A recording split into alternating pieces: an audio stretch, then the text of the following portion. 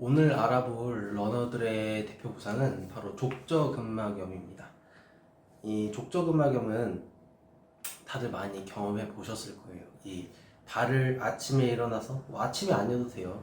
발을 디뎠을 때 발바닥 혹은 이제 발 뒤꿈치가 이제 찌릿하게 아프거나 좀 강한 통증이 오는 증상이 이제 바로 족저근막염인데 뭐 꼭 이제 발바닥이 아프다 그래서 염증이 있거나 뭐 그런 건 아닙니다. 이제 염증이 생기기 전 단계 그냥 발바닥 자체가 많이 근육이 뻣뻣해져 있고 근막이 뻣뻣해져 있고 팽팽해져 있어가지고 이제 통증이 오는 경우도 있지만 당연히 달리기처럼 굉장히 오랜 시간 지속해서 달리기를 하고 훈련을 하게 되면 아무래도 염증이 생길 가능성이 높겠죠. 그래서 이제 그 족저근막염이 발생을 하게 되는데 이제 보통 족저근막염을 해결하는 방법이 뭐라고 생각하시나요? 이 막 골프공 바닥에다 두고 막 세게 문지르기, 막 그 딱딱해진 부분을 부셔라, 이렇게 많이들 알고 계실 텐데 그런 식으로 접근하면 오히려 당연히 부상이 더 심해질 수가 있습니다. 그래서 오늘은 제가 이제 이 족저근막염을 극복할 수 있는 두 가지 방법을 추천을 드릴 거예요. 자, 이제 그 두 가지 방법을 추천드리기 전에 조금 족저근막염에 대해서 좀 설명을 해야 되는데, 당연히 이제 족저근막염이 발생하는 이유는 워낙 뭐 여러 가지예요. 뭐 신발 문제일 수도 있고, 내 체중 문제일 수도 있고, 내 발 아치 구조적으로 아치 자체가 많이 낮아져서 근막이 막 팽팽해져 있는 이런 형태들, 뭐 아니면 운동 부족, 혹은 운동이 과해서 뭐 여러 가지 원인들이 있지만, 기본적으로 저희는 이제 마라톤을 준비를 하고 있으니까 많은 훈련량으로 인해서 부상이 발생했다고 가정을 해보겠습니다.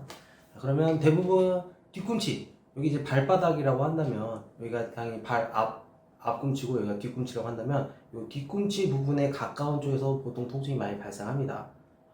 그냥 약간 잘 모르시겠는 분은 그냥 뒤꿈치가 아파요 뭐 이렇게 표현하시기도 합니다. 그래서 당연히 거기가 아프다라는 건 해당 부위에 염증이 생겼다는 겁니다. 근데 우리가 족저근막은 발바닥 전체적으로 감싸고 있는 근막인데, 그럼 이 근막을 어딜 풀어야 되냐? 아픈 부위를 풀어야 될 것이냐? 당연히 안 되겠죠. 아픈 부위는 이미 예를 들어서 상처, 딱쟁이가 져 있는데 거기를 막 문지르면은 당연히 아프겠죠. 거기는 이제 부상 아픈 부위니까 거기는 오히려 건들면 안 됩니다. 이제 골프공으로 마사지를 하더라도 전체적으로 좀 가볍게 마사지는 할 수 있어도 너무 강한 자극을 줘버리면 오히려 더 뻣뻣해집니다.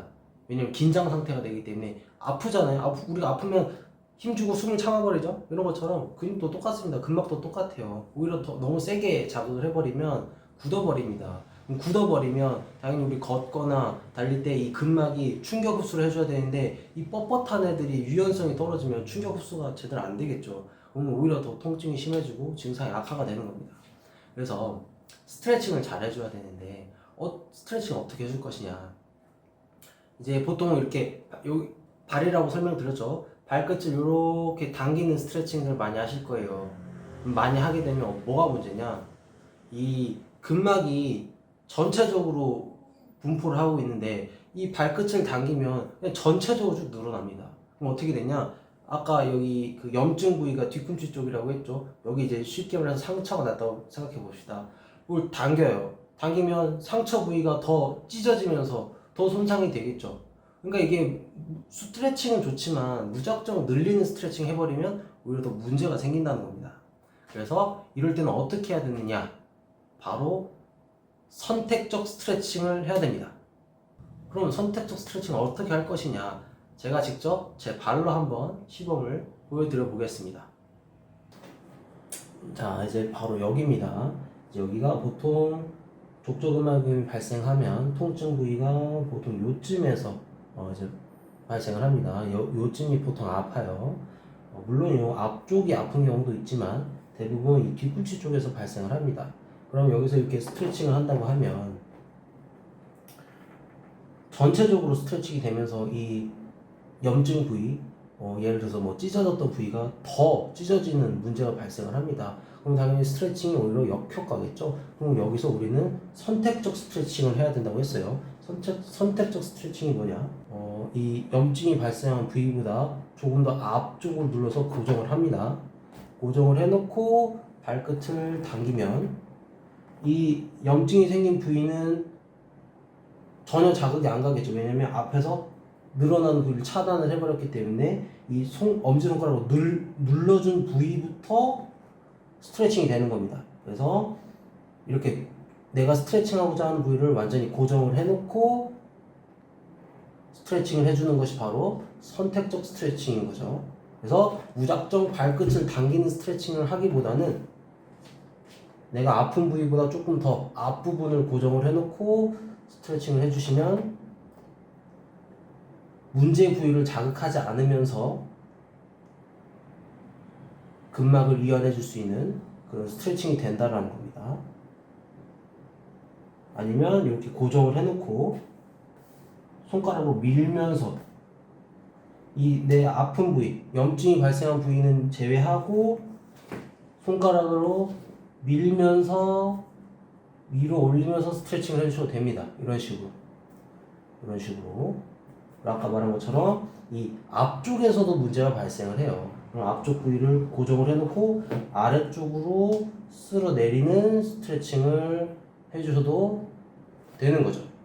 이런 식으로 스트레칭을 해주셔야지 그냥 무작정 발끝 당기기 아니면 뭐 수건 걸어놓고 당기기 해버리면 오히려 문제 부위가 덧날 수도 있다는 겁니다. 그거를 잘 기억해 주셔야 됩니다.